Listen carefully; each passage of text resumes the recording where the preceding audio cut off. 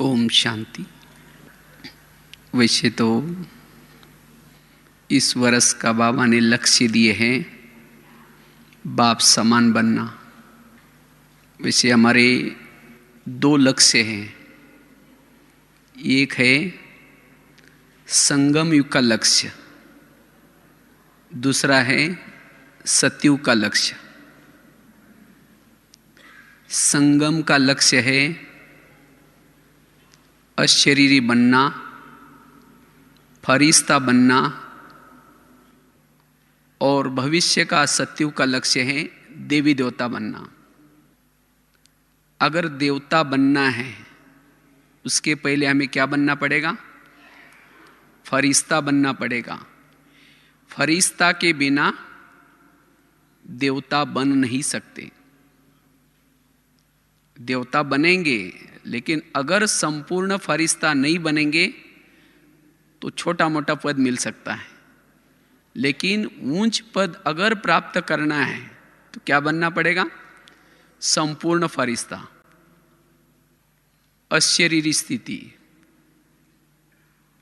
वास्तव में भविष्य का जो लक्ष्य है देवी देवता का, वो तो संगम के लक्ष्य की परछाई है। जिस तरह से परछाई पीछे पीछे आती है, इसी तरह जिन्होंने अशरीरीपन का अभ्यास किया है, जो फरिश्ता बने हैं, भविष्य की सतयुग की बादशाही या उनको पद मिल ही जाएगा। अगर हमने अशरीरी बने नहीं, फरिश्ता बने नहीं, और हम ये प्लान बनाते कि हम सतयुग में देवता बनेंगे, क्या बनेंगे, वो तो हमारा एक स्वप्न रह जाएगा। इसीलिए बाबा कहते बच्चे संगम के लक्ष्य तक पहुंचने का पुरुषार्थ करो। अशरीरी बनो, फरिश्ता बनो, डबल लाइट फरिश्ता। अब वर्तमान समय हम सभी कौन है? ब्राह्मण है। ब्राह्मण सो फरिश्ता, फरिश्ता सो देवता। अगर मुझे फरिश्ता बनना है तो पहले क्या बनना पड़ेगा? ब्राह्मण, संपूर्ण ब्राह्मण। केवल नामधारी ब्राह्मण नहीं। संपूर्ण ब्राह्मण किसको कहेंगे?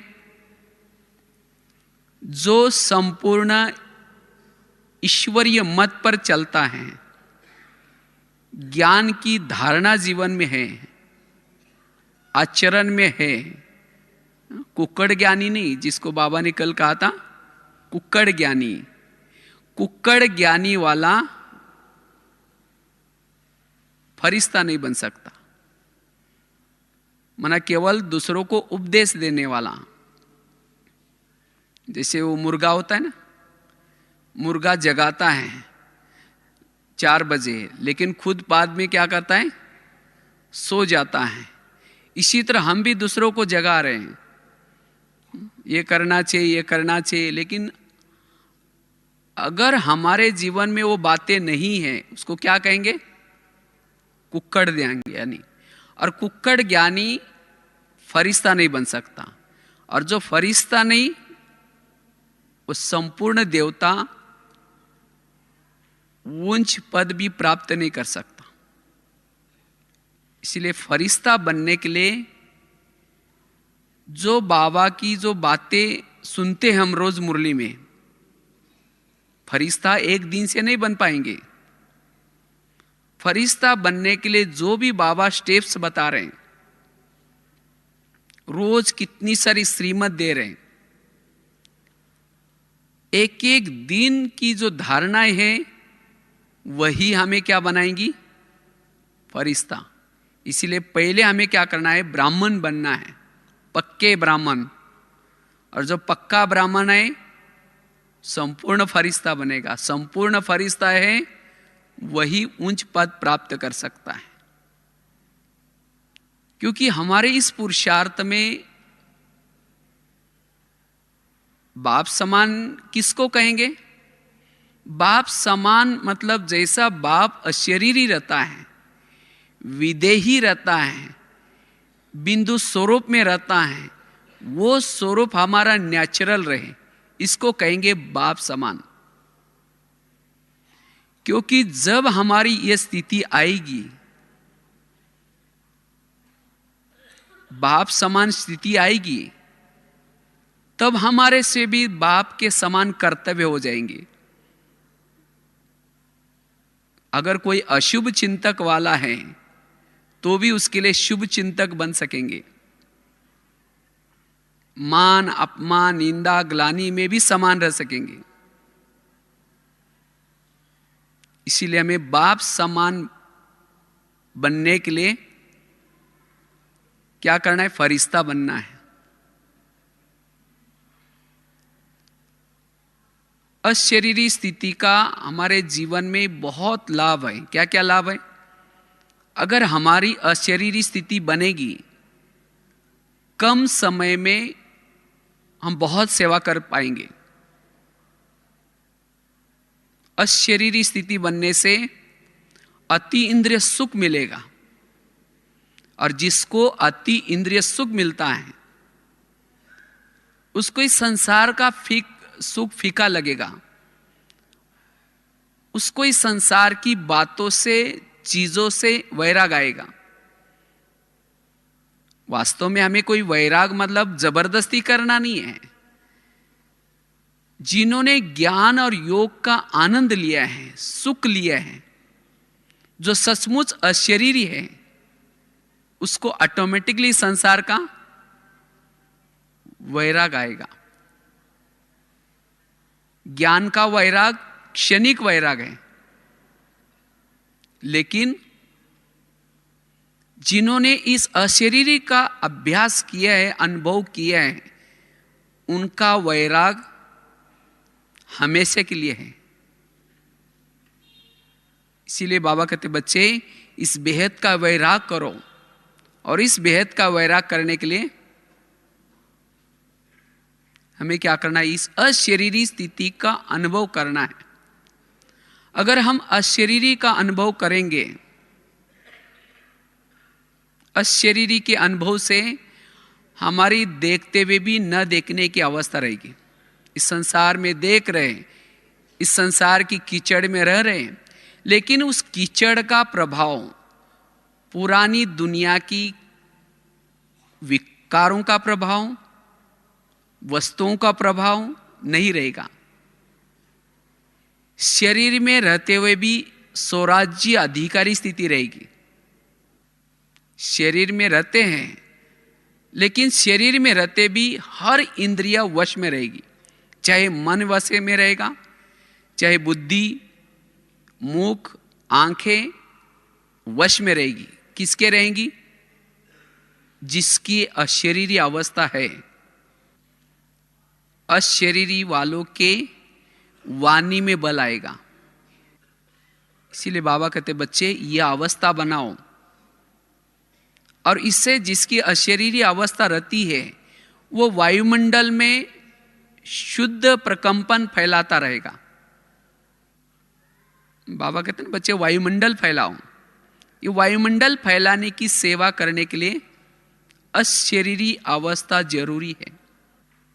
और जिसकी अशरीरी अवस्था है, उसके ऊपर कोई भी विकार वार नहीं कर सकता। जैसे जिस घर में लाइट होती है, वहां कोई भी भूत नहीं आता। इसी तरह जिसके शरीर रूपी घर में यह आत्मा का दीपक जलता है, उसके शरीर में कोई भी विकार रूपी भूत नहीं आएगा। इसीलिए बाबा कहते, बच्चे ये अवस्था बनाओ। नहीं तो आज कभी कभी हम कोई संस्कार के वशीभूत हो जाते हैं, कोई न कोई स्वभाव के वशीभूत हो जाते हैं। क्यों? क्योंकि अशरीरी स्थिति नहीं। जैसे रामायण में एक बहुत अच्छी घटना सुनाते हैं। राम राजा बनने वाला था, तो राम और रावण का युद्ध चलता था। जब युद्ध चल रहा था तो राम क्या करता है, रावण का एक सिर काटता है, फिर दूसरा काटता है, फिर तीसरा काटता है। सिर तो कट जाते हैं लेकिन दोबारा आकर के जुड़ जाते हैं। तो राम तो परेशान हो गया। इतने में विभीषण आता है, कहता है ये ऐसे नहीं मरेगा, आप उसके नाभि में तीर लगाओ। और जब उसने नाभि में तीर लगाया तो रावण क्या हो गया? मर गया। इतना समय क्यों नहीं मरा? क्योंकि उसने एक एक सिर काट रहा था वो। इसी तरह आज हम भी रावण को मारने में लगे हैं, कोई 2 साल से, कोई 4 साल से, कोई 6 साल से, लेकिन नहीं मर रहा है। क्यों? क्योंकि हम क्या कर रहे हैं? एक एक विकार को खत्म कर रहे हैं। कभी काम का गला काटते हैं, कभी क्रोध का काटते हैं, लेकिन ये गले जुड़ जाते हैं। क्यों? क्योंकि हमने देह अभिमान रूपी नाभि में तीर नहीं लगाया। इसीलिए बाबा कहते बच्चे, देह अभिमान रूपी नाभि में तीर लगाओ तो रावण मर जाएगा। सबसे बड़ा विकार है देहाभिमान। इसीलिए बाबा कहते बच्चे, अशरीरी बनने का ये क्या करो? पुरुषार्थ करो। अगर हम अशरीरी अवस्था में रहते हैं, अशरीरी अवस्था में रहने से अंतर्मुखी बनते हैं, ज्ञान का चिंतन कर सकेंगे। जितना हम अशरीरी अवस्था में रहते हैं, अंतर्मुखी बन सकेंगे, अपना चिंतन कर सकेंगे। इसलिए बाबा कहते बच्चे, अशरीरी अवस्था का अभ्यास करो। अशरीरी में रहने से आत्मबल बढ़ता है, मनोबल बढ़ता है। जीवन में जो भी सद्गुण धारण करना चाहते हैं वो सद्गुण धारण हो सकेंगे। सद्गुण कोई धारण जीवन में धारण करने की चीज नहीं है, लेकिन जब अशरीरी अवस्था में रहेंगे, सहनशील बन सकेंगे, नम्रचित रह सकेंगे, शांत रह सकेंगे, खुशी में रह सकेंगे, आनंद में रह सकेंगे। इसीलिए बाबा कहते बच्चे, इस अशरीरी की तपस्या करो। ब्रह्मा बाबा ने क्या पुरुषार्थ किया? ब्रह्मा बाबा ने इस पुरुषार्थ को बढ़ाया। तो हमें भी क्या करना है? यही पुरुषार्थ करना है। लेकिन यह अभ्यास करने के लिए क्या करें जो कि हमारी अशरीरी अवस्था सदा बनी रहे? इसके लिए बाबा क्या कहते हैं बच्चे, फरिश्ता बनो, डबल लाइट फरिश्ता। लाइट मीन्स हल्का। तो हम भारी क्यों बन जाते हैं? फरिश्ता बनने के बजाय भारी क्यों बन जाते हैं? जिसके मन के संकल्प ज्यादा चलते हैं, निगेटिव चलते हैं, तब हम भारी बनते हैं। इसलिए डबल लाइट रहना है। तो डबल लाइट रहने के लिए हम क्या पुरुषार्थ करें? जीवन में जो भी विघन या समस्या आते, इन विघन और समस्या के कारण हम क्या बन जाते हैं? भारी बन जाते हैं। तो इसलिए फरिश्ता बनने के लिए हमें क्या करना है? विघन और समस्या में हल्के रहना है। तो विघन और समस्या में हम हल्के कैसे बने? इसके लिए चाहिए कर्मों का ज्ञान। आज भारी बनने के कई कारण हैं। हर एक के जीवन के अलग अलग कारण हैं। समझो कोई माता जी है, वो भारी बनती है। क्यों? क्योंकि उसका पति उसको तंग करता है, और इसीलिए जब घर में गए, उसका व्यवहार, उसकी बातें देख देख करके वो भारी बन रहे।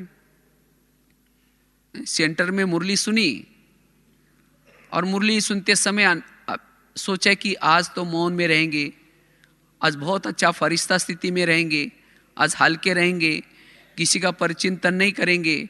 बहुत प्लान बना करके गई, लेकिन घर में जाने के बाद पति ने कुछ ऐसी बात बोली, उसके विचार चलने लगे, क्यों बोला, मेरे को ऐसा क्यों बोला। तो बार बार विचार करने से वो क्या बनी, भारी बनी। तो इसीलिए हमें क्या करना है, अगर जीवन में कोई भी विघन आए या समस्या आए, उस समस्या और विघन में कैसे रहें, हल्के रहें। तब जाकर के क्या बन सकेंगे, फरिश्ता बन सकेंगे।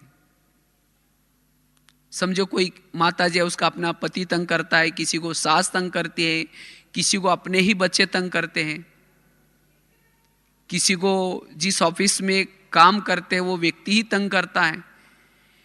इसी तरह समस्या के कारण हम भारी बनते हैं। तो इसीलिए समस्या में हमें हल्के रहना है। इसके लिए क्या चाहिए, कर्मों का ज्ञान। वास्तव में बाबा का बनने के बाद ऐसे नहीं सोचना है कि समस्या आएंगी नहीं, समस्या आएंगी, लेकिन बाबा का बनने के बाद जिसने इस कर्म गति को समझा है, जिन्होंने ड्रामा को अच्छी तरह समझा है, जिन्होंने हर एक के पार्ट को समझा है, वो अपने स्वभाव में, संस्कारों में, संबंध में कैसा रहेगा, हल्का रहेगा।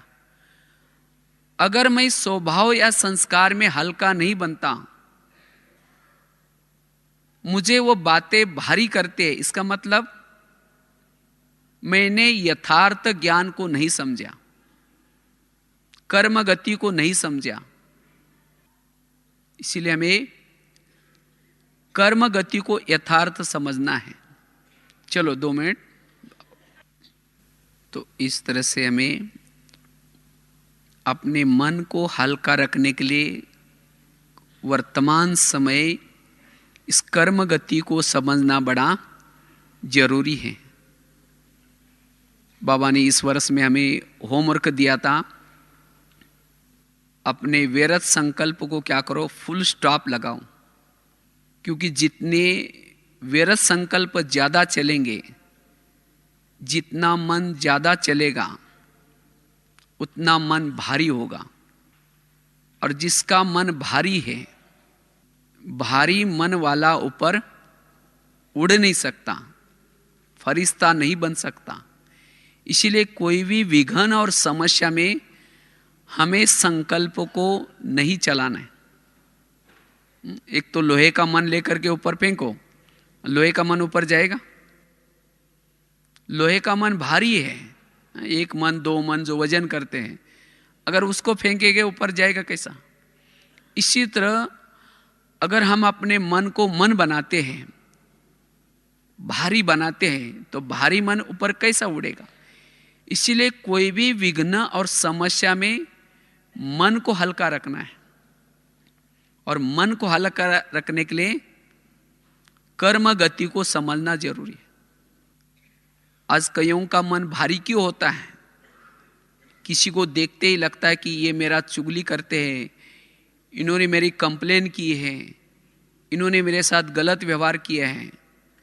बीती हुई बातों को याद करते उस व्यक्ति के प्रति हम अशुभ चिंतक बनते हैं, उसका परचिंतन करते हैं और मन को क्या बनाते हैं?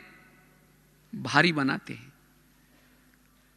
अगर किसी के प्रति आपने ऐसी वृत्ति बनाई है कि ये तो मेरे लिए ऐसे ही करते हैं, उसके प्रति दृष्टिकोण ऐसा बनाया है, तो आप फरिश्ता नहीं बन सकेंगे। इसीलिए फरिश्ता बनने के लिए बीती हुई बातों को भूल जाओ, उसने किए हुए व्यवहार को भूल जाओ। तो कैसे भूले? हम कहते हैं कि इसने तो मेरे साथ ऐसा ऐसा किया है, मैं कैसा भूल सकता हूं? और उसके लिए नेगेटिव वृत्ति बनाई है। तो जब तक उस व्यक्ति के प्रति हम पॉजिटिव वृत्ति नहीं बनाएंगे, शुभ चिंतक नहीं बनेंगे, तब तक फरिश्ता नहीं बन सकेंगे। और जो फरिश्ता नहीं है वो अशरीरी नहीं बन सकता। तो उसके प्रति पॉजिटिव दृष्टिकोण कैसे बनाएं? उसके लिए क्या करो? उसके निगेटिव व्यवहार को पॉजिटिव बनाओ। अगर वो ऐसा मेरे साथ व्यवहार ना करता तो मेरा कभी कल्याण ही नहीं होता। इसके ऐसे व्यवहार के कारण तो मेरा कल्याण हुआ है। जैसे एक रामायण की घटना सुनाते ना, राम राजा बनने वाला था, लेकिन रात में आकर के मंत्रा ने क्या किया? कई को 2-4 उल्टी बातें सुनाई। कहा कि तुम्हारा बेटा भी तो है, तुम अपने बेटे को छोड़ करके राम को राजा बना रही। और ये बातें सुन करके मंत्रा ने क्या किया? कई ने क्या किया? उसको राम को राजा बनाने के बजाय उसको 14 वर्ष में वनवास के लिए भेजा। वनवा में गया, सीता गई, लक्ष्मण भी गया, और तीनों चले गए घर से। वियोग के कारण दशरथ ने प्राण त्यागा। फिर उनको जंगलों में रहने का प्रॉब्लम, खाने का प्रॉब्लम। तो ये दृश्य सब देख करके हमारी भावना कैसी चलेगी मंत्रा के प्रति? अच्छी या बुरी? सब कहेंगे देखो इसने इनको विघ्न डाला। लेकिन वास्तव में देखा जाए तो मंत्रा ने जो किया वो अच्छा ही किया। अगर मंत्रा ऐसा काम ना करती तो राम क्या बनने वाला था? राजा। अगर राजा बनता तो जंगल में नहीं जाता। अगर जंगल में न जाता तो सीता की चोरी ना होती। अगर सीता की चोरी ना होती तो रावण को ना मारता। अगर रावण को ना मारता तो राम की महिमा कैसी होती? तो राम को महिमा योग्य किसने बनाया? मंत्रा ने। तो यह है उस विज्ञान का दृष्टिकोण पॉजिटिव। इसी तरह आज हर एक के पास भी ड्रामानुसार 1-2 मंत्राएं होती है, अर्थात ऐसी तंग करने वाली व्यक्ति होती है। लेकिन क्यों? हमें अपने जीवन में वैराग दिलाने के लिए। तो इसीलिए बाबा कहते बच्चे उस व्यक्ति के प्रति अपना दृष्टिकोण क्या बना दो? पॉजिटिव। इसीलिए गीता का सार क्या है? जो हुआ अच्छा हुआ, जो हो रहा है और जो होगा वो भी। तो जब तक हमारा ये दृष्टिकोण नहीं बनेगा तब तक हम हल्के नहीं बन सकेंगे। आज राम के जीवन में मंत्रा ना आती तो हनुमान, अंगद, ऋषि मुनि इतने मिलते। तो इसी तरह आज हमारे जीवन में भी जो मंत्राएं आई, अर्थात जिन लोगों ने हमारे साथ ऐसा व्यवहार किया, उन सब के कारण तो इतना अच्छा बाबा मिला, इतना अच्छा परिवार मिला, इतना अच्छा ज्ञान मिला, संग मिला। इसीलिए कभी एकांत में बैठ करके ऐसी आत्माओं को धन्यवाद दो। कहो कि अगले कल्प में अभी आप कभी ना भूलना, हमें तंग करने के लिए जरूर आना। तो कैसा दृष्टिकोण बनेगा उसके प्रति? सकारात्मक। और तब जाकर के हम कैसे रह सकेंगे? उस व्यक्ति के प्रति हल्का रह सकेंगे, उस व्यक्ति के प्रति शुभ चिंतक रह सकेंगे। इसीलिए बाबा कहते बच्चे आज यही बातें हमें आत्मचिंतन, परमात्मा चिंतन, सोमानों का चिंतन करने नहीं दे रहे। इसीलिए संबंधों में हल्का, संपर्क में हल्का, अपने संस्कारों में भी हल्का, स्वभाव में भी हल्का। और वही क्या बनेगा? फरिश्ता। बाबा ने कहा ना, फरिश्ता बनने के लिए 2 बातें विघ्न रूप में आती हैं। एक है देह भान और दूसरा है देह अभिमान। तो देह भान अर्थात कोई ना कोई विशेषता, कोई ना कोई कला, इसका अभिमान। इसीलिए बाबा कहते बच्चे अभिमान से क्या करो?